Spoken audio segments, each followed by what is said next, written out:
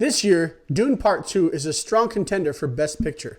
And as an English major, I find it impossible to settle for vague evaluations like, this movie is good. Good is too unspecific. It doesn't tell us why a film works or why it doesn't.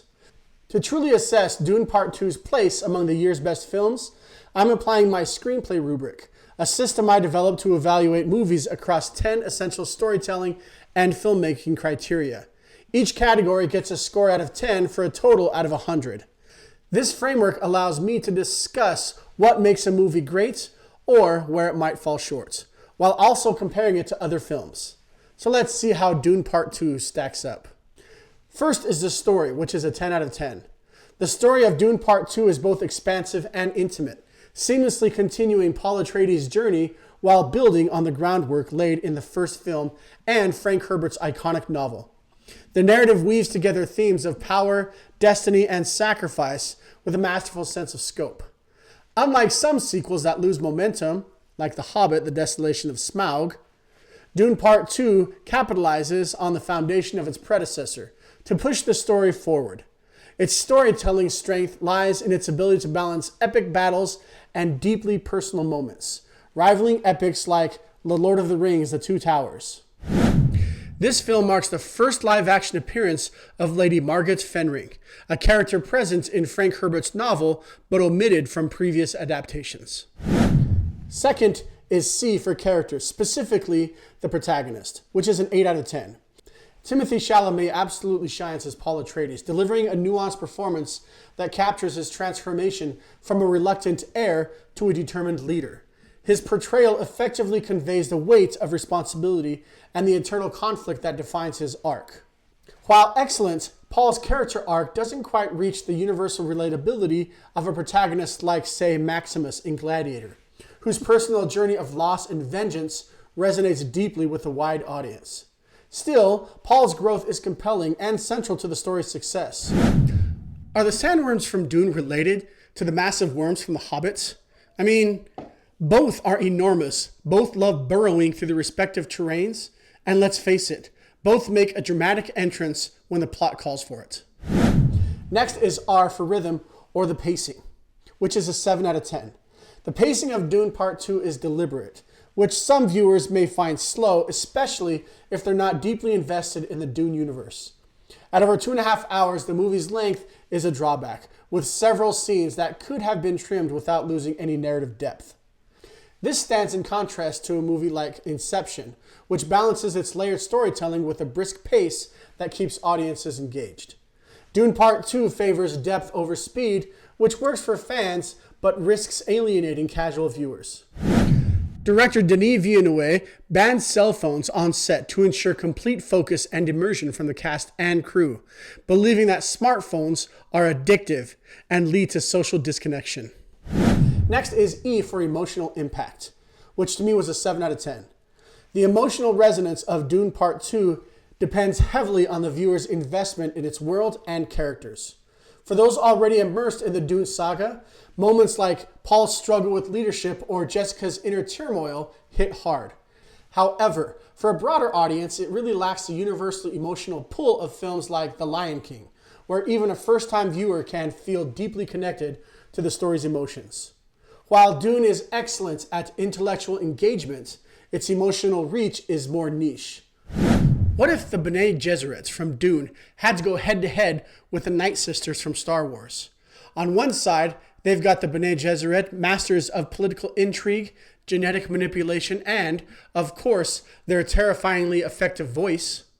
On the other side, the Night Sisters are steeped in dark magic, capable of raising armies of the undead and bending the Force to their will. Next is E for execution, which to me was a 10 out of 10. The acting and directing in Dune Part 2 are exceptional. Denis Villeneuve's meticulous attention to detail brings Frank Herbert's complex world to life, while Timothée Chalamet delivers a standout performance as Paul Atreides. Rebecca Ferguson and Austin Butler also shine, adding emotional depth to their roles. This level of execution to me is reminiscent of Mad Max Fury Road, where strong performances and visionary direction combined to create a fully immersive cinematic experience. Villeneuve continues to prove He's a master at turning dense material into engaging storytelling. Stellan Skarsgård, who portrays Baron Harkonnen, underwent extensive makeup sessions lasting 8 hours daily to achieve his character's look. To maintain continuity during filming, he refrained from drinking liquids and took Imodium to avoid bathroom breaks. Next is N for narrative, which to me is an 8 out of a 10. The themes of Dune Part 2, power, destiny, and the cost of leadership, are deeply resonant, making the narrative feel timeless. Its commentary on political manipulation and ecological responsibility adds layers of complexity that reward close attention. However, this very nuance can also be its flaw. While Dune excels in delivering a thought-provoking and intricately woven story, its depth and subtlety make it less accessible to general audiences. Comparatively, films like The Hunger Games handle similar themes of rebellion and societal control in a more direct and universally engaging way. Dune demands more from its viewers, which can be both a strength and a barrier to its broader impact. What if Baron Harkonnen was the boss at Dunder Mifflin? Imagine him floating around the office while Dwight tries to impress him with his desert survival knowledge, and Jim pranks him with spice packets in his chair. Next is P for presentation, which is a 10 out of 10. Visually, Dune Part 2 is breathtaking. From the sweeping desert landscapes to the intricate costume design, every frame feels meticulously crafted. This visual mastery surpasses even films like Avatar: The Way of Water, where technical brilliance sometimes overshadows storytelling. In Dune, the visuals serve the narrative, creating a cohesive and immersive experience that solidifies its place as one of the most visually stunning films of the year. Principal photography spanned multiple countries, including Hungary, Italy, Jordan, and the United Arab Emirates, showcasing diverse landscapes to represent the intricate world of Arrakis. Next is L for Lions, which was a 7 out of 10. The dialogue of Dune Part 2 serves the story effectively, but lacks the sharpness and depth that stood out in the first film. In Dune Part 1, scenes like Paul's encounter with Bene Gesserit highlight the power of well-crafted back-and-forth dialogue, layering tension and intrigue. In contrast, Part 2 leans more heavily on visuals and world building, with fewer moments where dialogue truly elevate the narrative. While this shift aligns with the movie's epic scope, it misses the intimacy and intensity that made the dialogue in the first film so memorable.